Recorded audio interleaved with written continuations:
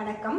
இன்னைக்கு நம்ம இந்த காணொலியில தமிழ் எழுத்துக்களை எப்படி எழுதணும் அப்படின்றதையும் அதோட உயிர்மை எழுத்துக்கள் எப்படி எழுதணும் அப்படின்றதையும் பார்ப்போம். முதல் எப்படி எழுதணும் அப்படின்னா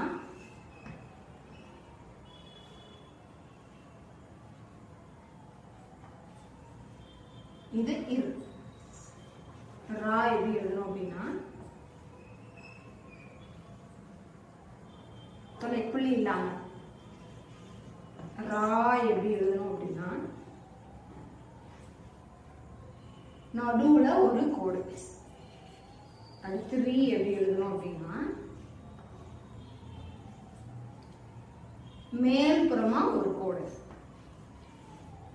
ரீ எப்படி எழுதணும் அப்படின்னா மேல்புறமா ரெண்டு கோடு. அடுத்து ரூ எப்படி எழுதணும் அப்படின்னா கீழ்ப்புறமா ஒரு கோடு. அடுத்து ரூ எப்படி எழுதணும் அப்படின்னா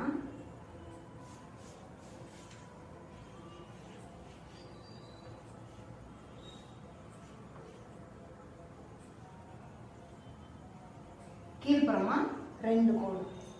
அடுத்து ரே.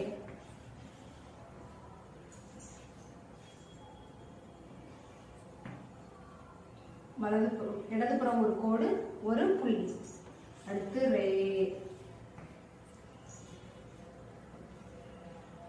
இடதுபுறமா ஒரு கோடு மட்டும் புள்ளி இல்லாம.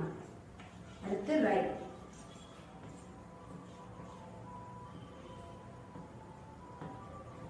இடதுபுறமா ரெண்டு கோடு. அடுத்து ரோ.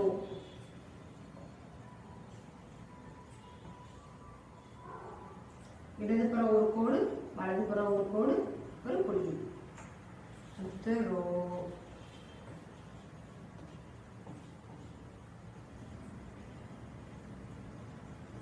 இடதுபுறம் ஒரு கோடு வலதுபுறம் ஒரு கோடு புள்ளி இல்லாம. அடுத்து ரவு.